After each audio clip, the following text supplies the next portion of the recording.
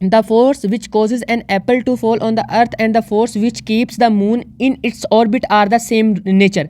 वो कहते हैं वो फोर्स जिससे ज़मीन पर सेब गिरा था ऊपर से, और वो फोर्स जिसकी वजह से जो चांद है वो ज़मीन का चक्कर लगाता है, या उसके बाद वो कहेंगे जो प्लैनेट्स हैं वो सन का चक्कर लगाते हैं, उन सब की वजह एक ही है, वो एक ही फोर्स है।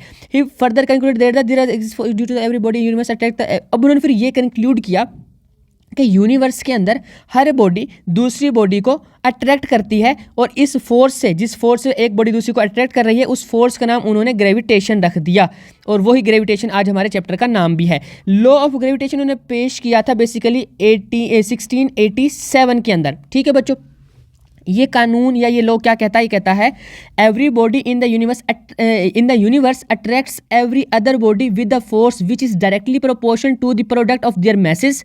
एक बॉडी, ये m1, ये नीचे लिखा हुआ है, ये m1 है, ये और ये m2, ये एक दूसरे को अट्रैक्ट करेंगी, और जिस फोर्स से अट्रैक्ट करेंगी उस फोर्स के बारे में बात हो रही है कि इनका ये जो मैस है ना, ये जो मैस है इस मैस के प्रोडक्ट के डायरेक्टली प्रोपोर्शन होगी, और जो इनके दरमियान डिस्टेंस है ना, डिस्टेंस डी लिखा हुआ है यहाँ पे, इस डिस्टेंस के जो स्क्वायर है ना उसके इन्वर्सली प्रोपोर्शन होगी। ये बेसिकली हम इसकी मैथमेटिकल फॉर्म देखेंगे आगे, बल्कि उसको जो है थोड़ा एक दो स्टेप में ड्राइव कर देंगे, आसान ही है वो।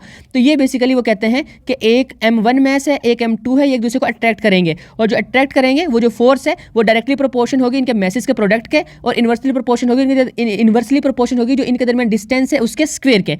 बेसिकली यहाँ तक हमारी बातें हो गई हैं। तो फिर वो कहते हैं कि आगे दो बॉडी ले ली हमने, एक m1 और एक m2, और उसके आगे में हम इसको ड्राइव करते हैं। अभी मैं थोड़ी देर तक आपको बताता हूँ कैपिटल जी और स्मॉल जी में क्या डिफरेंस है। उससे पहले हम ये देख लेते हैं जो अभी बात कर रहे थे, इसको पूरा करते हैं। वो कहते हैं according to the law of gravitation का जो कानून पढ़ा हमने उसके मुताबिक the gravitation force is force of attraction F with which the two masses m1 m2 separated by the distance D attract each other. हाँ ठीक है, m1 m2 जो है वो मैसेज हैं जो एक दूसरे थोड़े फासले पर रखे हुए हैं, और जो फासले पर रखे हुए हैं वो एक दूसरे को अट्रैक्ट करते हैं।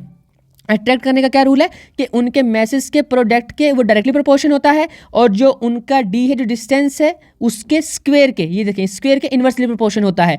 तो बेसिकली जो डायरेक्टली प्रोपोर्शन होती है ना चीज़, जैसे एफ की कोई भी चीज़ डायरेक्टली प्रोपोर्शन है उसको ऊपर लिखेंगे यहाँ पे, और अगर कोई एफ के चीज़ इन्वर्सली प्रोपोर्शन है उसको 1 ओवर करके यहाँ नीचे लिखेंगे। ठीक है बच्चों, तो ये इन्होंने यहाँ किया, डी को नीचे लिखा हुआ है और m1 और m2 के प्रोडक्ट को ऊपर लिखा हुआ है।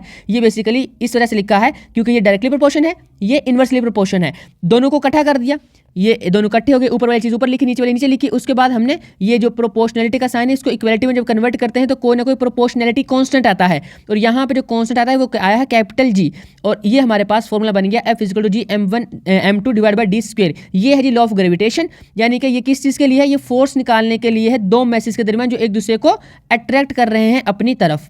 ठीक है बच्चों, ये हो गया हमारे पास लॉ ऑफ ग्रेविटेशन का कानून। इसके बाद जी के बारे में वो थोड़ी सी बातें करेगा। वो क्या कहता है?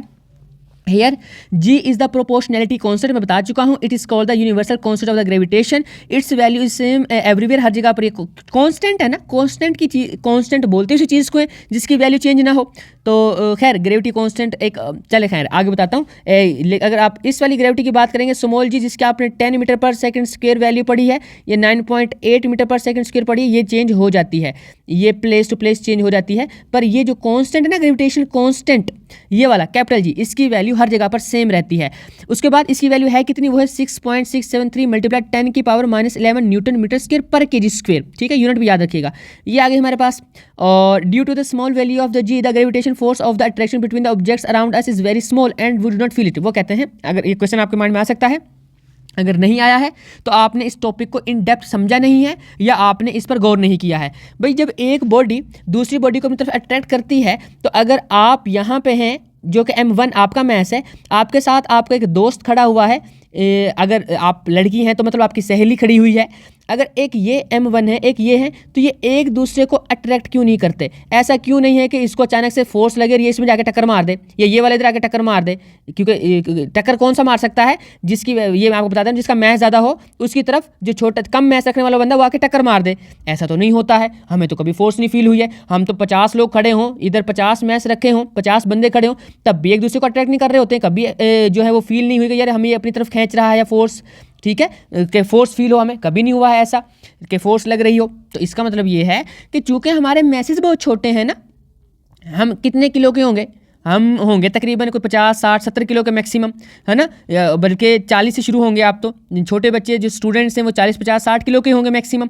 तो इस तरह से हमारे मैसेज बहुत छोटे हैं। ये जो ग्रेविटी जो लगती है, जो फोर्स लगती है, ये बहुत बड़ी बॉडीज़ के लिए है। और कितनी बड़ी? जैसे अर्थ जितनी कोई बॉडी हो ना, उसका कोई मानने में आता है कि भाई इसकी फोर्स होगी। कोई मून की बात कर लेते हैं, चलो मून की भी कोई फोर्स होगी ग्रेविटी की। ये बड़ी बॉडीज़ हैं। सन की सबसे ज़्यादा होगी क्योंकि वो इन तीनों में सबसे बड़ा है।